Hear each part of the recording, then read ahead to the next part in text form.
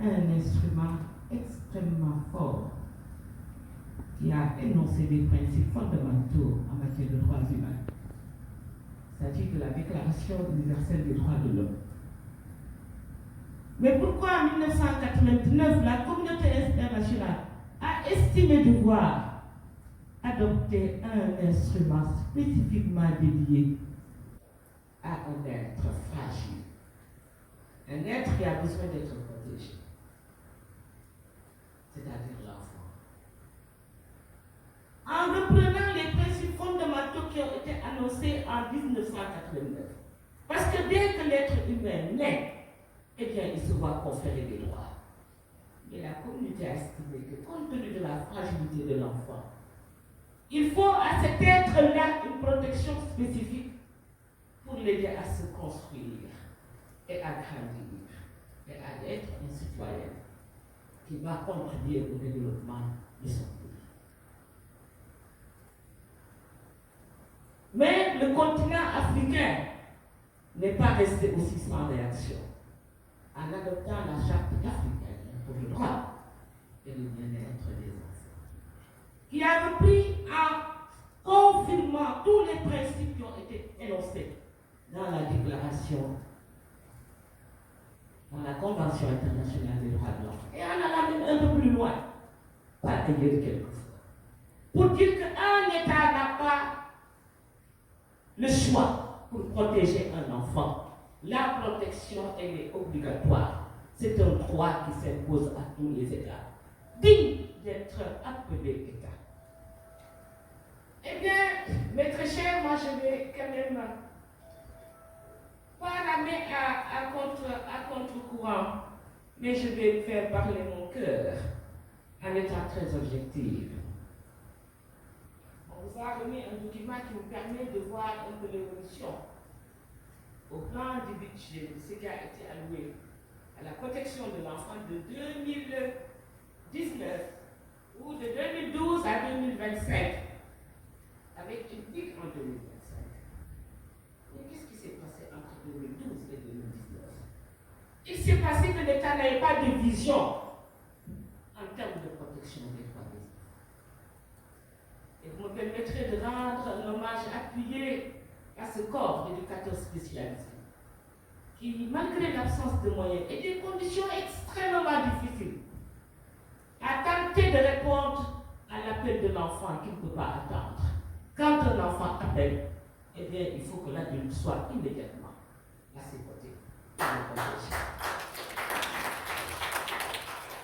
C'est la raison pour laquelle il a fallu faire un plaidoyer important. Parce que je ne dis pas qu'avant, il n'y avait pas cette envie de voir l'État accorder tout l'intérêt qu'il fallait au secteur de la protection de l'enfant. Mais en tout cas, au niveau, peut-être, en ce moment-là, nous n'avions pas la chance d'avoir, au niveau peut-être du service des budgets, du budget peut-être de l'État, il n'y avait pas cette compréhension-là de ce qu'il fallait faire au titre de droit de l'enfant et quelle était la responsabilité de l'État du Sénégal. Parce qu'à chaque fois qu'il y avait des projections budgétaires, eh bien, les projections étaient ramenées à la baisse. Sans compter aussi les coupes budgétaires des fois. Eh bien, pourquoi à chaque fois qu'il faut faire un réaménagement ou un réajustement pour prendre d'un côté et renforcer de l'autre, eh bien, on ne touche jamais le ministre des Forces armées. On ne touche jamais le ministre de l'Intérieur. On ne touche jamais également d'autres ministères, peut-être, qui, de la vie de l'État, c'est des ministères de souveraineté, peut-être. Et pourtant, je pense que l'enfant aussi devait être placé à la même enseigne pour dire que le budget alloué à la protection de l'enfant, quelle que soit la situation difficile, eh bien, ce budget-là devait être préservé. Il n'y avait pas de vision, donc il a fallu élaborer un plaidoyer très fort. Et figurez-vous, à un moment donné, celle qui a j'assume les fonctions de directrice générale de la Direction générale d'éducation, de la protection judiciaire et sociale, était celle-là même qui appuyait le plaidoyer de la Direction de l'éducation sur la protection sociale. Tous les éducateurs s'étaient mobilisés pour élaborer un plaidoyer. Et sensibiliser l'État sur sa responsabilité. Ce n'était pas une faculté, c'est une obligation. Et c'est comme ça que les budgets ont commencé à être revus. À la hausse. Eh bien, je m'en réjouis. Mais tout en revoyant ces budgets-là à la hausse, je pense aussi qu'on a occulté un autre élément important. Parce que plus le niveau de paupérisation des familles augmente, plus le nombre d'enfants vulnérables qui a besoin d'être protégés également augmente. Est suffisant par rapport à la demande aujourd'hui. Quel est le nombre d'enfants qui a besoin d'être protégés?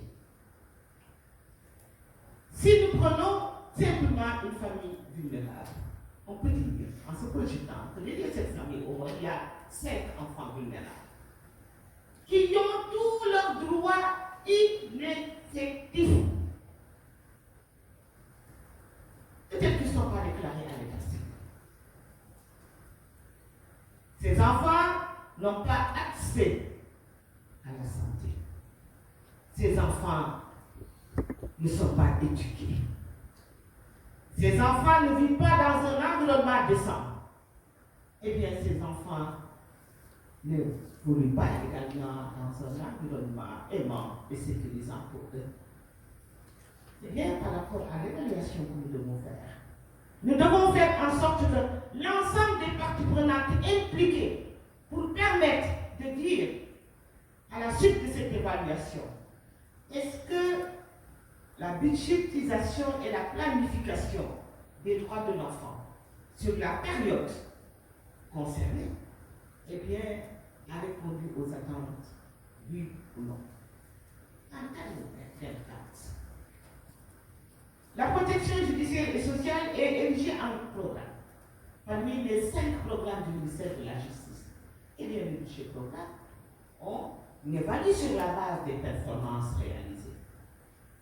Là également, c'est un autre paramètre qu'il faudra intégrer pour que, au moment de pouvoir apporter une réponse à cette question-là, planification et budgétisation des droits de l'enfant, depuis 2010, que nous puissions y aller avec des données fiables.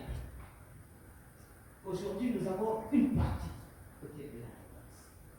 Mais il faut que la problématique, dans toute son entièreté, soit adressée et que l'ensemble des parties prenantes viennent avec des données objectives.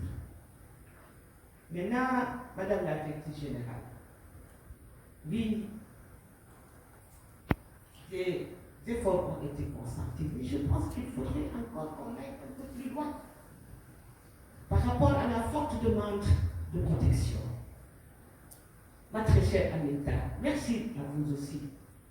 Merci à toutes les organisations